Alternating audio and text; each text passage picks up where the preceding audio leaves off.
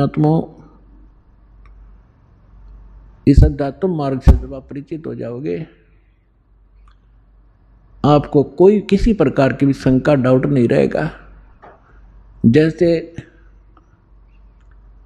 आपको ज्ञान वही होता है, प्रमाण वही होते हैं, उदाहरण वही होते हैं जो रह रहकर पूरे वर्ष सुनाए जाते हैं। और आपकी आत्मा को ये ज्ञान और ये प्रमाण कितनी बार सुने उतनी बार अच्छे लगते हैं, तो आप स्वस्थ हैं।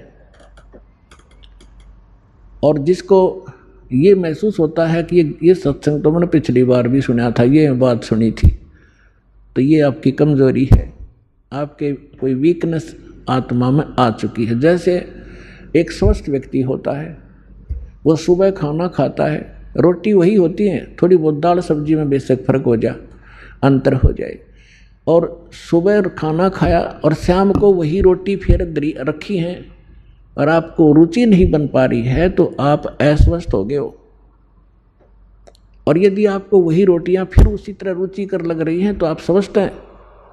और दिन में 3-3 बार खाते हो, रुचिकार लगती हैं, तो आप स्वस्थ हैं। इसी प्रकार अब ये ज्ञान वही है, और जितनी बार सुने और जितनी बार ये आपको उतनी ही बार आपको ये अच्छा लगना चाहिए, तो आप स्वस्थ हैं। अन्यथा आपको फिर कोई पाप कर्म ने घेर लिया। अब जैसे रोगी व्यक्ति है और वो भोजन प्रतिदिन खाता है 2-2, 3-3 बार, और जब वो रोगी व्यक्ति हो जाता है वो, तो उसको एक समय भी एक ग्रास भी खाने की रुचि नहीं रहती।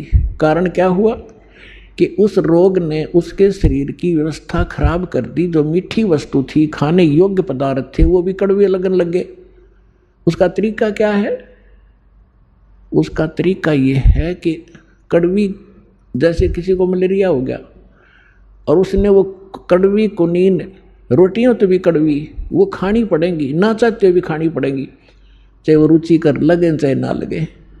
उनके खाने से फिर धीरे धीरे बुखार ठीक होगा, जबर ठीक होगा, तो वह रुचि भूख बढ़ेगी और फिर स्वादिष्ट स्वस्थ होते फिर स्वादिष्ट हो जाएंगे। तो इसी स्वादिष्ट लगा करेंगे। इसी प्रकार ये सत्संग के अंदर ये दोनों डोज हैं। इसमें आत्मा का आहार भी है और ये ट्रीटमेंट, ये उपचार भी साथ होता है। जैसे कोई भक्त सत्संग सुन रहा है और ये मन में आता है कि तो पहले भी सुना था, तो बेशक आप ना चाहते हुए भी उठकर नहीं जाना चाहिए, उसको बार बार सुनना चाहिए। थोड़ी सी देर में आप देखोगे, ओहो ये तो ठीक सी लगन लाएगी, तो ये कुनीन का काम भी करेंगी। ना चाहते हुए भी भगवान की महिमा को सुनते ही रहना चाहिए, और ना चाहते हुए भक्ति जैसे मंत्र करने लगते हो, रुचि सी ना बनती, ना बनन दे, एक मिनट जाओ कर डे से होकर मन भागन दे, दूर थोड़ी देर भागेगा, फिर आप पैसे होगा। इसी प्रकार परमात्मा कहते हैं, कबीर हरि के नाम को खज बजो चाहे खज, उल्टा सुल्टा ओ गही खेच पड़ा जो बीज। अब परमात्मा के नाम में लग जाओ, चाहे हज यानी अपनी रुचि से, या खज के माथा सा ठनकते हुए भी शुरू कर दो। और कहते हैं जैसे खेत में बीज पड़ गया, उल्टा पड़ोते सुल्टा उगेगा। तो इस प्रकार आपने इस ज्ञान को सुनना चाहिए।